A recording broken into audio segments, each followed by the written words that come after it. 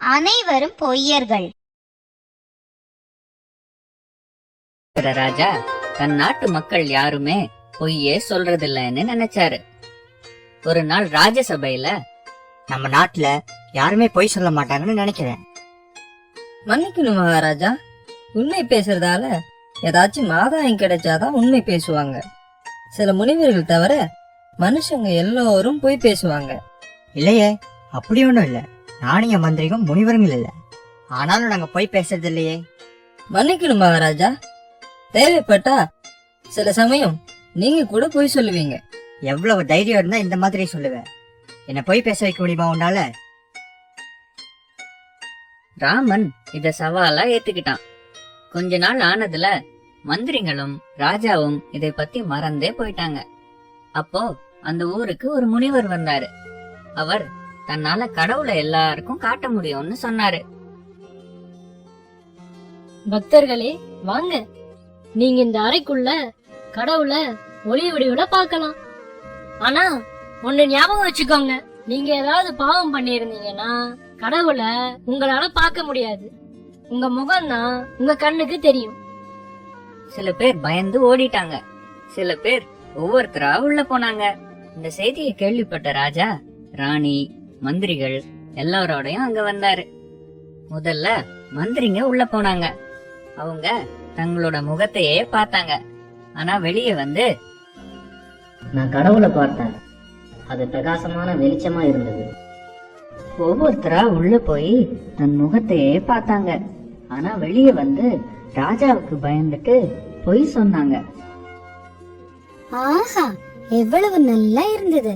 இந்த மாதிரி இது வரைக்கும் நான் பார்த்ததே இல்லையே. அப்படியா? நானும் போய் பாக்குறேன். உள்ள போன ராஜா தன் முகத்தை பார்த்து அதிர்ச்சி ஆயிட்டாரு. ஆனாலும் கடவுளை பார்த்தேன்னு சொன்னார். நீங்க கடவுளை பாத்தீங்களா? ஆமா, நான் பார்த்தேனே. அது எப்படி முடியும்? அங்க ஒரு கண்ணாடி மட்டும்தானே இருக்கு. இதை எல்லாமே நான் தான் ஏற்பாடு செஞ்சேன். நீங்களும் பொய் சொல்லுவீங்கன்னு உங்களுக்கு புரிய வைக்கத்தான் இந்த மாதிரி செஞ்சேன். என்ன மன்னிச்சிடுங்க மகாராஜா. ஆமா, என்ன பாவின்னு யாரும் நினைச்சிட கூடாதுன்னு நானும் போய் சொல்லிட்டேன். சே, நீ நினைச்சு எனக்கே வெக்கமா இருக்கு.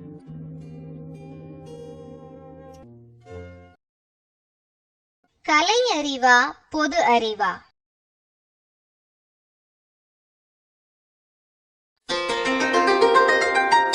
ராஜ்நகர்ல இருந்து ஒரு ஓவியன் விஜயநகரத்துக்கு வந்தான். ராஜாவுக்கு தன்னோட ஓவியத்தை எல்லாம் காமிச்சான். ஆஹா, ஓவியங்கள் எல்லாம் ரொம்ப நல்லா இருக்கேன். ராமா, அந்த மான் நல்லா இருக்குல்ல? அதத்தானே பாத்துட்டு இருக்க? ஆமா மரசே, ஆனா அந்த மானுக்கு ஒரு காது தான் இருக்கு. அதை கவனிச்சீங்களா? ராஜாவால ஒன்னும் சொல்ல முடியல.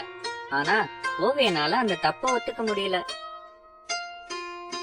அந்த மான் தன்னோட வலது பக்கத்துல எதையோ பார்த்துக்கிட்டு இருக்கு, அதனாலதான் அதோட இடது காது தெரியல. ஆனா காது கொஞ்சம் கூட தெரியலையே.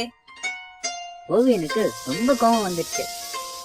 இந்த மாதிரி சாதாரண ஆளுக்கெல்லாம் ஓவியத்தை பத்தி ஒன்றும் தெரியாது. ரசிக்க தெரிஞ்சவனுக்கு தான் அழகு புரியும். ஓவியன் செஞ்ச தப்ப அவருக்கு புரிய வைக்கணும்னு ராமன் நினைச்சான். மகாராஜா, நானும் நிறைய ஓவியங்கள் வரைஞ்சு வச்சிருக்கேன், உங்ககிட்ட காட்டலாமா? ராமன் சொல்றதுல ஏதோ விஷயம் இருக்குன்னு புரிஞ்சுக்கிட்ட ராஜா, சரி ராமா, நானும் ஓவியரும் நாளைக்கு உன்னோட ஓவியங்களை பார்க்க வரோம். அடுத்த நாள் ராஜாவும் ஓவியனும் ராமனோட வீட்டுக்கு போனாங்க. அங்க 2 வெள்ளை அட்டை இருந்தது. அதுல குதிரை, புல் அப்படின்னு எழுதி இருந்தது. என் படங்கள் எப்படி இருக்கு? இதுல புல்லும் இல்ல, குதிரையும் இல்லையே. ஓ, குதிரையா? அது புல்ல தின்ன போயிருக்கு, அதனால அதை பார்க்க முடியாது. அப்ப குதிரை எங்க போச்சு? குதிரை புல்ல எல்லாம் சாப்பிட்டுடுச்சுல்ல, அதனால வேறு இடத்துக்கு இறை தேட போயிடுச்சு. ரசிக்க தெரிஞ்சவனுக்கு தான் படத்தோட அழகு புரியும். ஓவியன் தான் செஞ்ச தப்ப நினைச்சு வெக்கப்பட்டான். பாலு பாலுக்கு பயந்த பூனை.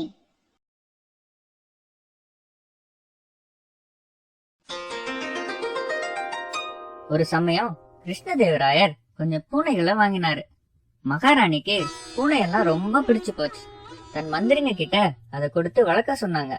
பூனைக்கு பால் கொடுக்கறதுக்காக எல்லாருக்கும் ஒரு கறவை மாடும் கூடவே கொடுத்தாங்க. ராமா, இந்த பூனையோட பசுவையும் எடுத்துக்கோ. பூனைக்கு நிறைய பால் கொடுத்து நல்லா வளர்க்கணும், சரியா? ஆகட்டும் மகாராணி, இந்த பூனைய நான் என் குழந்தை மாதிரி பாத்துக்கிறேன். கொஞ்ச நாளைக்கு அப்புறம் பூனையெல்லாம் எப்படி வளர்ந்துருக்குன்னு பார்க்க மகாராணி எடுத்துட்டு வர சொன்னாங்க. அதுல ராமனோட பூனை தான் ரொம்ப கொழு கொழுன்னு அழகா இருந்துச்சு.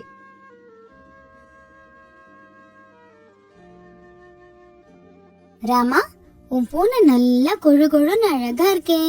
இந்தா, உனக்கு தான் பரிசு.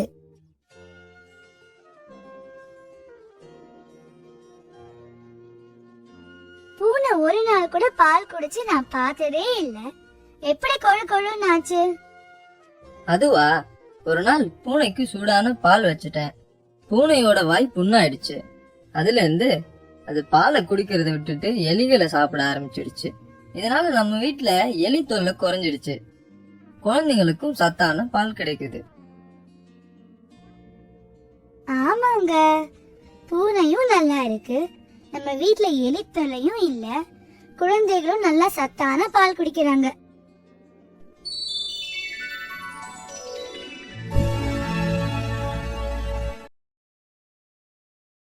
முட்டாள் திருடர்கள். ஒரு ராத்திரி ராமனோட வீட்டுக்கு சில திருடங்க வந்தாங்க. ராமன் அவங்கள பாத்துட்டான். அந்த திருடங்களை ஏமாத்த ஒரு திட்டம் போட்டான். ராமன் சத்தமா, லட்சுமி, நம்ம ஊர்ல திருடுங்க நடமாட்டம் அதிகமாயிடுச்சு. நம்ம பணம் நகை எல்லாத்தையும் பத்திரமா வச்சுக்கணும்.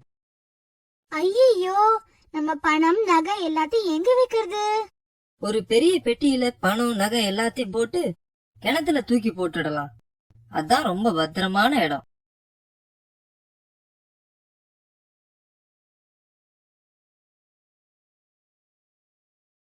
ராமனும் லக்ஷ்மியும் கிணத்துல பெட்டிய போட்டுட்டாங்க.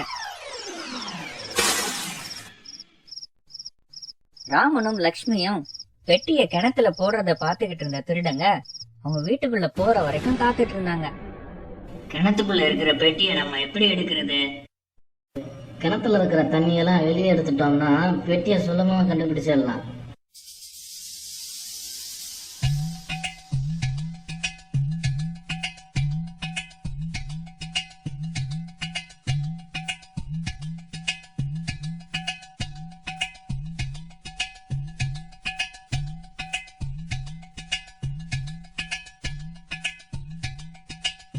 திருடங்க முட்டாள்தனமா ரொம்ப நேரம் கிணத்துல இருந்து தண்ணி இறைச்சு கொட்டிட்டு இருந்தாங்க.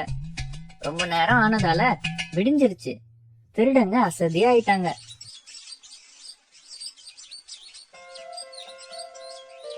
அந்த நேரத்துல ராமன் அங்க வந்தான். தோட்டத்துல இருக்கிற எல்லா செடிக்கும் தண்ணி ஊத்திட்டீங்களே, ரொம்ப நன்றி. நீ என்ன சொல்ற? உங்களை முட்டாளாக்க நினைச்சேன். அதே நேரத்துல என் தோட்டத்து செடிகளுக்கெல்லாம் தண்ணி வேண்டி இருந்துச்சு. ரெண்டும் நடந்துடுச்சு.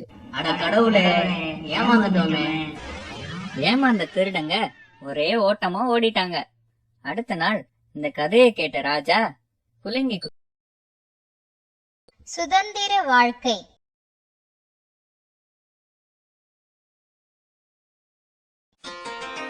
மகாராணி ஒரு அழகான கிளி வளர்த்தாங்க. அத தங்க கூண்டுல வச்சு அதுக்கு பருப்பும் பழமும் கொடுத்தாங்க. அதுக்கு சில வார்த்தைகள் கூட பேச கத்து கொடுத்தாங்க.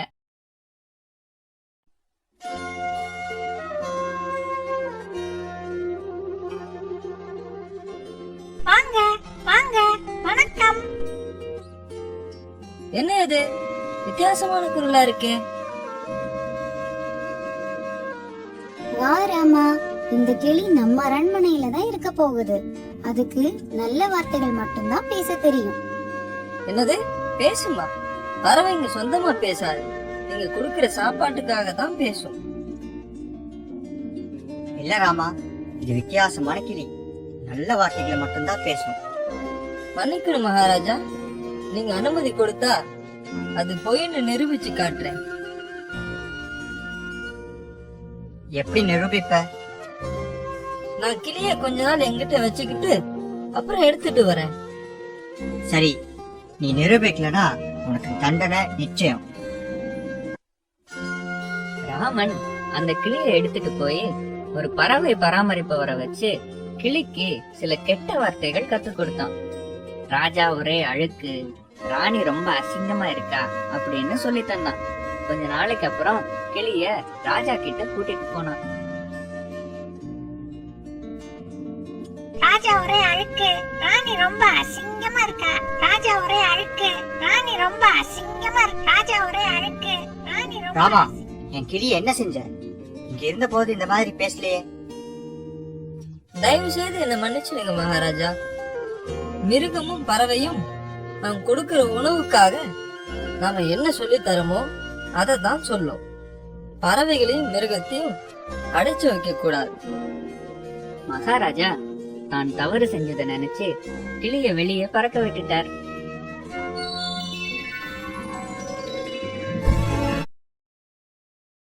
கர்ப்பம் தரித்த பாத்திரம். விஜயநகரத்துல நகுல்னு ஒரு பணக்காரன் இருந்தான். அவன் மத்தவங்க வீட்டு விசேஷத்துக்காக பாத்திரம், பணம் இதெல்லாம் கடனா கொடுப்பான். அவன் ரொம்ப பேராசக்காரன். ஏழைகளை ஏமாத்தி பணம் வாங்கினான். ஒரு தடவை கடனா வாங்கின பாத்திரங்களை திருப்பி கொடுக்க ஒருத்தர் வந்தாரு. அப்போ, இந்த பாத்திரம் அடிபட்டு இருக்கே, ஒவ்வொரு பாத்திரத்துக்கும் 5 ரூபாய் அதிகமா தரணும். நகுல், இதுல சின்ன கீரல் தானே இருக்கு, ஏன் இவ்வளவு அதிகமா கேக்குற? இந்த பாத்திரத்தை சரி செய்யத்தான் பணம் கேக்குறேன். சீக்கிரம் கொடு. பாத்திர விலையோட அதிகமா கேக்குறியே, இது சரியில்லை. ரொம்ப நொந்து போய் எல்லாரும் ராமன் கிட்ட போனாங்க.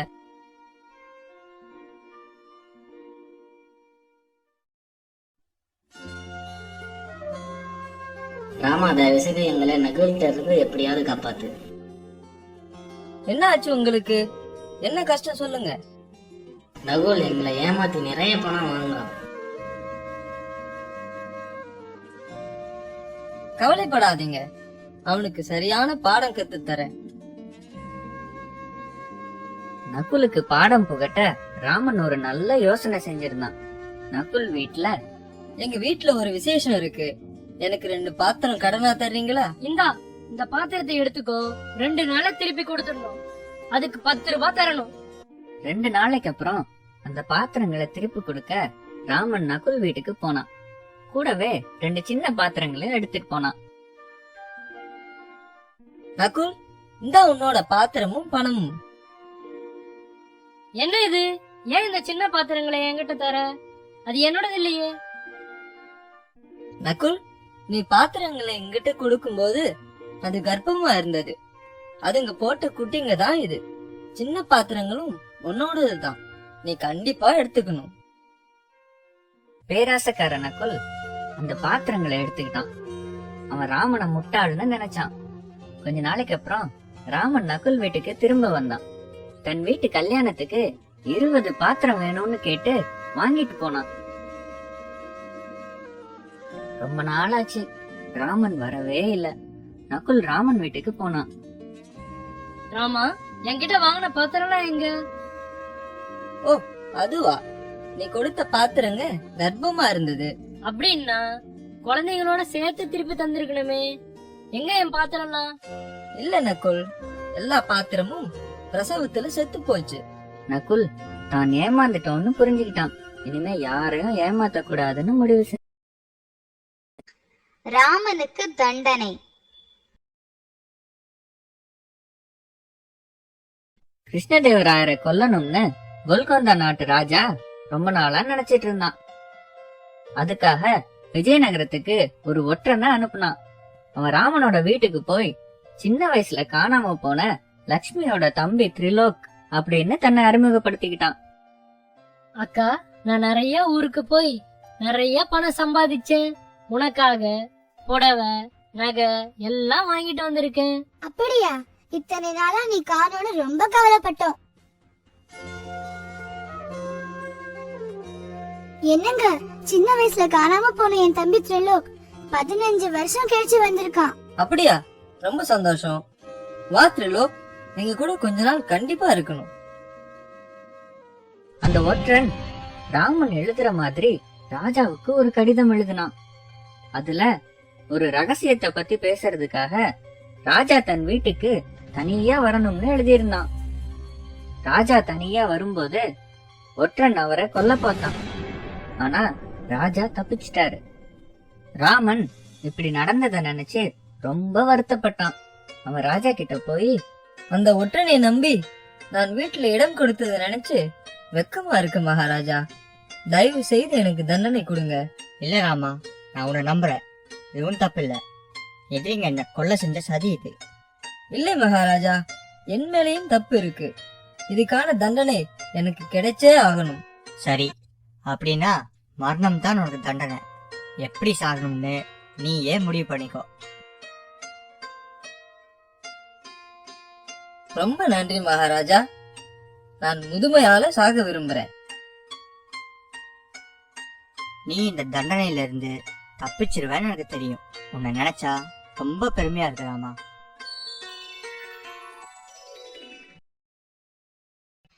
ராமன் அரசவைக்குள் நுழைந்தான். கடவுள் அருள் கிடைச்சாலும் விஜயநகர ராஜசபைக்குள்ள நுழையிறது அவ்வளவு சுலபம் கிடையாது. அதனால ராமன் அரசவைக்குள் நுழையறத பத்தி யோசிச்சுக்கிட்டு இருந்தான். அப்போ நதியில ராஜகுரு குளிச்சிட்டு இருந்ததை பார்த்த ராமனுக்கு ஒரு யோசனை தோணுச்சு. அவன் ராஜகுருவோட துணியை எல்லாம் எடுத்து ஒளிச்சு வச்சுட்டான். ராஜகுரு குளிச்சிட்டு வெளியே வந்தப்போ, அடக்கடவுளே, என் துணியெல்லாம் காணுமே, எங்க போச்சு? மரத்துக்கு பின்னாடி இருந்து ராமன் வந்தான். எங்கிட்டதான் இருக்கு குருஜி. நான் உங்க துணியை கொடுக்கணும்னா நீங்க என்ன உங்க தோல்ல ஏத்திட்டு போகணும். குருஜிக்கு துணி தேவைப்பட்டதால வேற வழி இல்லாம ஒத்துக்கிட்டாரு. சரி, நான் உன்னை தூக்கிட்டு போறேன். ராஜகுரு அரண்மனை முன்னால ராமனை தூக்கிட்டு நடந்து போனாரு. இதை பார்த்த ராஜாவுக்கு ரொம்ப கோபம் வந்துச்சு. நம்ம ராஜகுரு மேல யாரோ ஒருத்தன் உட்கார்ந்துட்டு போறான். அவனை நல்லா அடிச்சு போட்டுட்டு ராஜகுருவை கூட்டிட்டு வாங்க. அரண்மனையை தாண்டி கொஞ்ச தூரம் போனதும் ராமன் கீழே இறங்கிட்டான். ஐயா, என்னை மன்னிச்சிடுங்க. நான் தப்பு பண்ணிட்டேன். நான் உங்களை தூக்கிட்டு போய் உங்க வீட்டுல விட்டுடுறேன். அதனால என்னப்பா, பரவாயில்ல. ராமன் தோள் மேல ராஜகுரு உட்கார்ந்துட்டு இருந்தாரு. ராமன் நடக்கும்போது காவலாளிங்க வந்தாங்க. ராஜகுருவை கீழே இறக்குனாங்க. என்ன தைரியம் இருந்தா எங்க ராஜகுரு மேல ஏறிக்கிட்டு போவேன். மகாராஜா உங்களை சபைக்கு கூட்டிட்டு வர சொன்னார். ராமன் மனசுக்குள்ள இதுக்காக தான் காத்துட்டு இருந்தேன். ராமன் நினைச்ச மாதிரி அரசபைக்குள்ள நுழைஞ்சிட்டான். விதை இல்லாத கத்திரிக்காய்.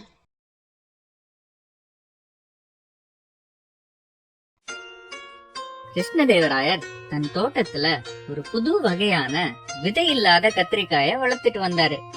ராஜா கூட விருந்து சாப்பிடும்போது ராமன் அந்த கத்திரிக்காய சாப்பிட்டான். அவனுக்கு அது ரொம்ப பிடிச்சது. இன்னைக்கு ராஜா கூட நான் விருந்து சாப்பிடும்போது விதை இல்லாத கத்திரிக்காய் பொரியல் சாப்பிட்டேன். அது ருசியா இருந்துச்சு. என்னது, விதை இல்லாத கத்திரிக்காயா? புதுசா இருக்கே. எனக்கும் கொஞ்சம் எடுத்துட்டு வரீங்களா?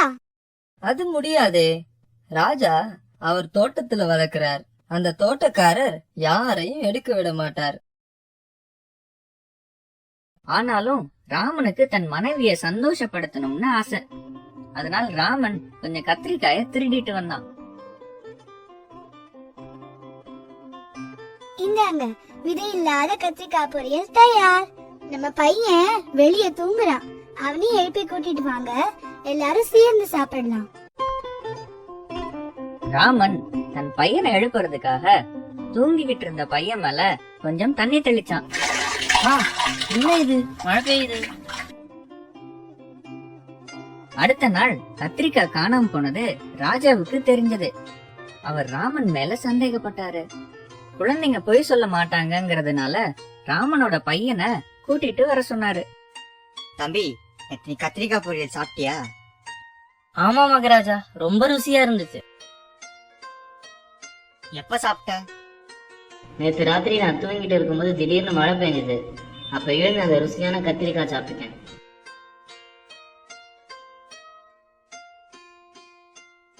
அந்த நாள்ல மழை பெய்யாததுனால ராஜாவுக்கு ராமன் மேல இருந்த சந்தேகம் போயிடுச்சு. விகடகவி.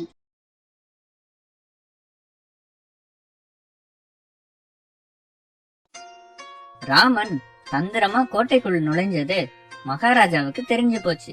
ஆனாலும் அவனோட தைரியமும் புத்திசாலித்தனமும் ரொம்ப பிடிச்சதுனால அவனை இன்னும் கொஞ்சம் சோதனை பண்ணலாம்னு நினைச்சாரு. தன்னோட காவலாளிகளை கூப்பிட்டு, ராஜகுருவை ராமன் ரொம்ப தொந்தரவு செஞ்சுட்டான். அதனால கழுத்து வரைக்கும் அவனை புதைச்சு வச்சு ஒரு யானையை விட்டு அவன் தலையை மிதிக்க வைங்க. காவலாளிங்க ராஜா சொன்ன மாதிரி ராமனை கழுத்து வர புதைச்சிட்டு யானையை கொண்டு வர போனாங்க. ராமனால ஒன்னும் பண்ண முடியல. அப்போ ஒரு கூனன் அந்த வழியா போனதை பார்த்து ராமனுக்கு ஒரு யோசனை தோணுச்சு.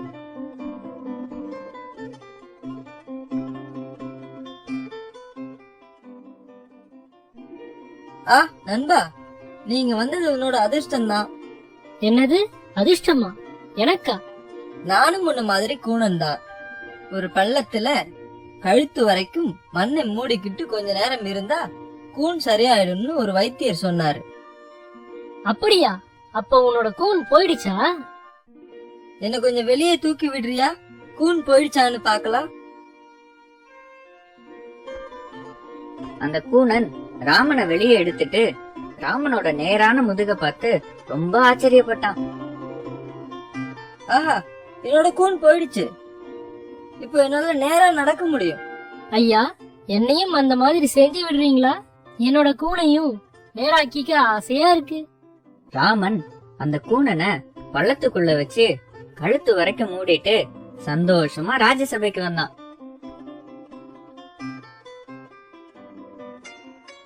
நீ எப்படி தண்டனையில இருந்து தப்பிச்ச?